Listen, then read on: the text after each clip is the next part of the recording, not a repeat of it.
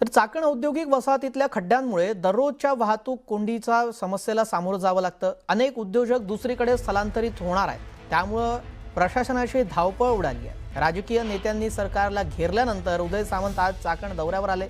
त्यांच्या दौऱ्याच्या आधी रस्त्यांवरील खड्डे बुजवण्याची लगबग इथं प्रशासनाकडून सुरू करण्यात आली होती। मात्र वर्षभर नागरिकांचे जीव गेल्यानंतर ही कारवाई का? उद्योग मंत्री येणार म्हणूनच प्रशासनाला जाग आली का, असा संतप्त सवाल इथल्या नागरिकांसह उद्योजकांनी उपस्थित केला।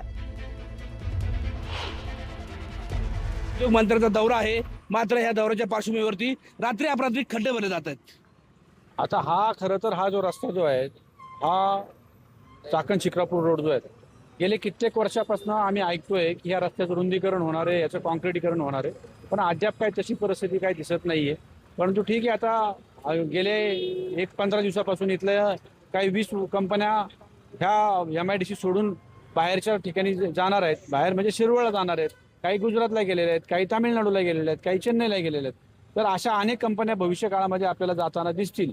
कधी जर इथली परिस्थिती जर सुधारली नाही, जर इथल्या इंडस्ट्रीला पोषक वातावरण चांगलं आहेत का, तर 100% चांगले आहेत। पुणे हा असा एरिया आहे, इथं एज्युकेशन हब आहेत, त्याच्यामुळं इथं इंडस्ट्रीला खूप मोठ्या प्रमाणे इथं वाव आहेत। इथं ऑटोमोबाईल सेक्टरमध्ये इथं टाटा, महिंद्रा, फोक्सवॅगन, त्याच्यानंतर तुमची सॅनी, ह्या भरपूर साऱ्या कंपन्या आहेत। त्यांना लागणारे जे आन्सरीज आहेत, हे छोटे छोटे उद्योजक त्या ठिकाणी इथं काम करतात। त्याच्यामुळं आपल्या जगामध्ये सर्वात मोठी जर इंडस्ट्री असेल ही चाकण इंडस्ट्री, त्याच्यानंतर डेट्रॉइटचा नंबर लागतो। परंतु आता दुर्दैवानं अशी परिस्थिती झालेली आहे की इथलं इन्फ्रास्ट्रक्चर जे आहेत हे ज्या इंडस्ट्रीला पाहिजे, ज्या ग्रामस्थांना अपेक्षित पाहिजे, ते इन्फ्रास्ट्रक्चर इथं बिलकुल डेव्हलप झालेले नाही आहे गेल्या 10-15 वर्षामध्ये। ते जर व्यवस्थित डेव्हलप झालं असतं, याच्यावरती जर लक्ष दिलं असतं, तर उद्योजक गेले नसते, उलटे उद्योजक आकर्षित होऊन या ठिकाणी आले असते।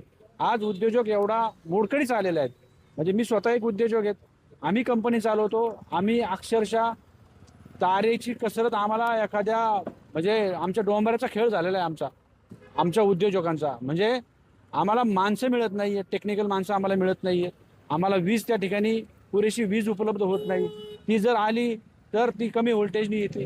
त्याच्यानंतर रस्त्याची परिस्थिती आपण सर्वजण गेल्या 10 दिवसापासून सोशल मीडियाच्या माध्यमातून, न्यूजच्या माध्यमातून सगळेजण पाहतात।